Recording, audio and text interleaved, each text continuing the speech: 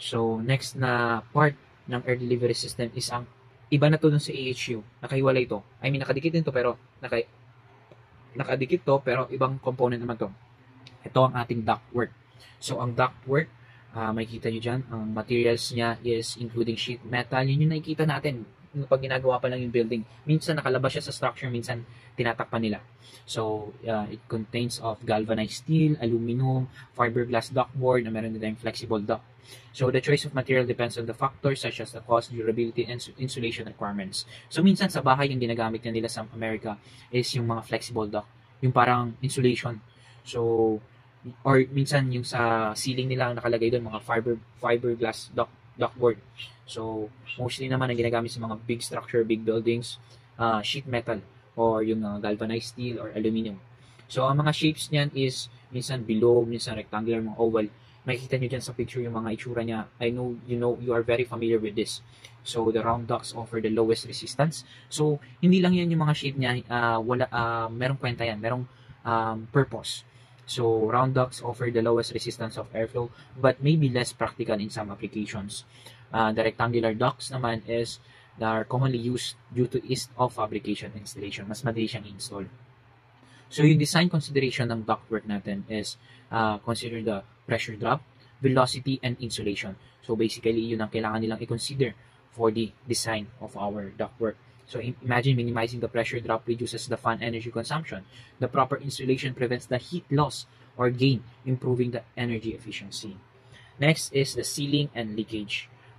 So ang ductwork, nag-seal siya ng mga must be properly sealed and to prevent air leakage. So ang air leakage reduces the air system efficiency and also can lead to uneven temperature distribution. So yun yung purpose ni ductwork, para magkaroon ng proper distribution and hindi walang leakage sa ating air delivery system. So, next niyan is ang ating air terminals. Sa air terminals naman, yan yung mga nagdudugtong. Siya yung diffuser, grills and register, volume control for dampers. So, yung diffuser distribute the air that occupied the space. So, ceiling diffusers are common in office building. Nakikita natin yan sa mga office building. While wall diffusers are used for perimeter zones. Diffuser selection considers the throw, spread, and also the drop to ensure the proper air distribution. Yun ang ginagawa ni diffuser. Next, ang ating grills and registers. So, sa grills and registers are used for supply, return, and exhaust air. So, grills are typically have fixed blades while register as adjustable blades. Yun ang pinagkaiba nila for directing airflow. So, sila lang yung nagde-direct ng airflow natin. So, next naman is ang volume control dampers. Volume control dampers are used to adjust the airflow to dampers or individual terminal or zone. So, yung isa nagda-direct, yung ating grills and registers. Tapos, yung volume control dampers naman is adjust kung gaano karaming airflow ang papasok sa ating system. Next naman is ang ating fans and blowers. So basically, ito yung mga standalone. So meron tayong tatlong klase niyan. Meron tayong centrifugal, nabanggit ko na kanina, axial, pero merong dagdag na propeller. Si centrifugal for high pressure, si axial is for high volume, low pressure application. Si propeller are commonly used for exhaust application. So basically, centrifugal sa high pressure, kailangan ng malakas na hangin.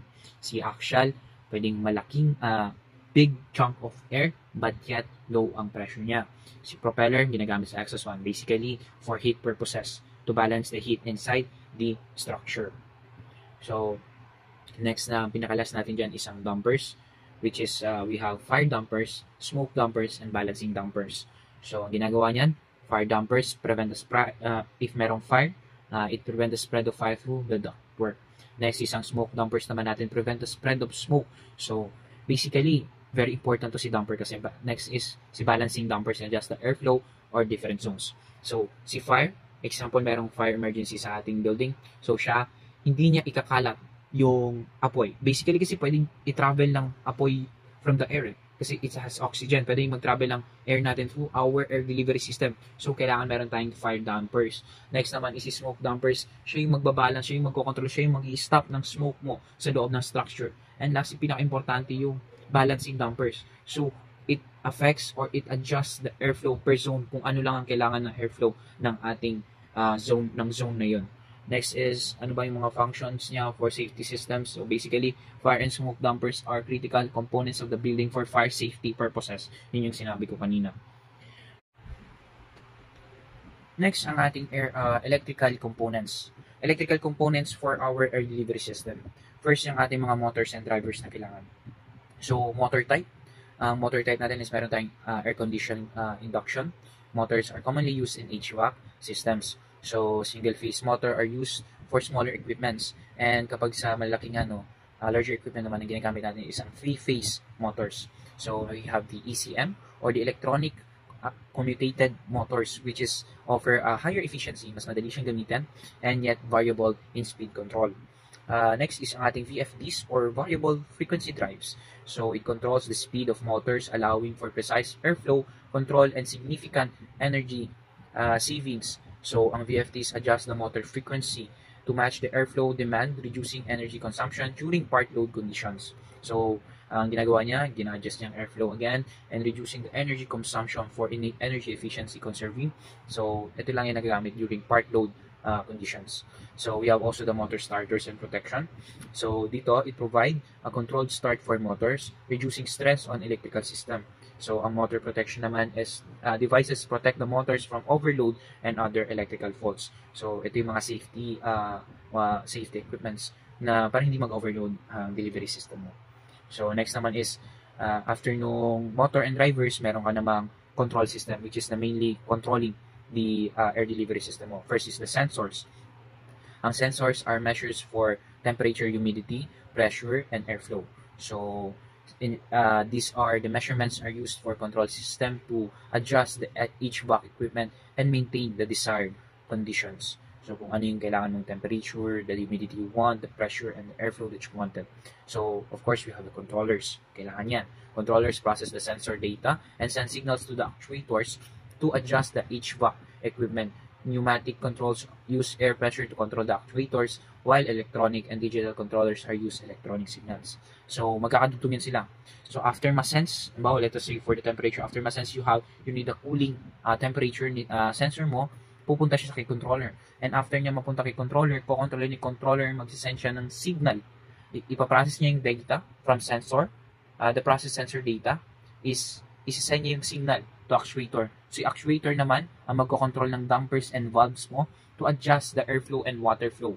So dampers actuators are used for control the airflow from the dampers, while valve actuators are used for control water flow through valves.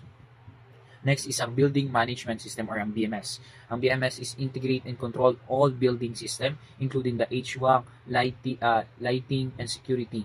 So si BMS, yung providing the centralized monitoring and controlling, allowing energy optimization and improvised building performance. So yun yung apat na for the control system na kailangan mo, yung main control systems mo. So pinaka-last natin, hindi pa pinaka-last, very last na, second to the last, is ang wiring and electrical connection. So meron tayong wiring types and sizing. So proper wiring is essential for safe and reliable operation of the equipment. Wiring types or sizing must comply with electrical codes and standards. So basically, safety yan. Kailangan standard ang mga wiring system mo, yung sizing. So para malaman mo kung ilan ang kailangan kuryente ng, it depends upon the design of your structure. So next is the electrical panels and distribution. So kailangan ng panels to distribute the power for the HVAC equipment, and electrical distribution must be designed to meet the load requirements of every equipment. So hindi naman pwedeng maliit lang yung kuryente binibigay mo sa malaking HVAC system mo, sa malaking delivery system mo. Hindi po pwede yun. Short circuit ka or kukulangin yung energy na kailangan ng iyong air delivery system. So the grounding and safety. Proper grounding is essential for electrical safety. So yung grounding kasi protects the electrical shock equipment damage. So, para hindi masira yung mga equipment mo. So, pinaka-last natin is ang ating power supply and backup. So, sa electrical service to HVAC equipment, so we have to require reliable electrical system or electrical service. The electrical service must be sized to meet the load requirements or the equipment. So, kailangan same sila. Kailangan compatible sila or standard sila sa isa't isa. So, lastly is yung emergency power system. We don't need to, you must not forget the safety purposes or the safety standards. So, kailangan mo ng emergency power system. Kasi pagdating yan, possible kasi na mawala ng kuryente or possible na mawala ng kuryente, you have to need the backup power to the event or power outage, generators, and UPS or ang ibig sabihin ng UPS guys, is the predictable power supplies. So, for example, sa mga malls, di ba pag nag-brownout sa atin, tumatambay tayo sa malls, then meron silang mga generator or UPS, commonly used for emergency power outage o pag walang kuryente. So, that is all I think. Very maikli lang naman yung report ko about lang naman sa air delivery system, about their principles, the fundamentals, and also the fundamentals, mechanical components, and the electrical components ng air delivery system. And pinaka first na discuss natin is yung importance niya. That's all. My name again is Nasruddin Amundio Jr. Thank you very much for listening and taking your time for discussing the air delivery system, fundamentals, importance, and everything mechanical, and also the electronics components. That's all. Thank you very much.